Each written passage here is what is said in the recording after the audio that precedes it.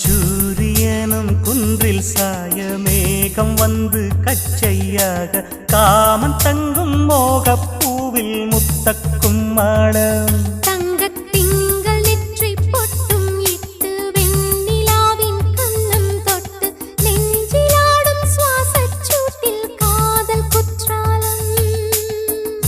தேன் தெளிக்கும் தென்றலாய் நின்னருகில் வந்து நான் சேலை நதி ஓரமாய் நீந்தி விளையாடவா நாளும் மின்னல் கொஞ்சம்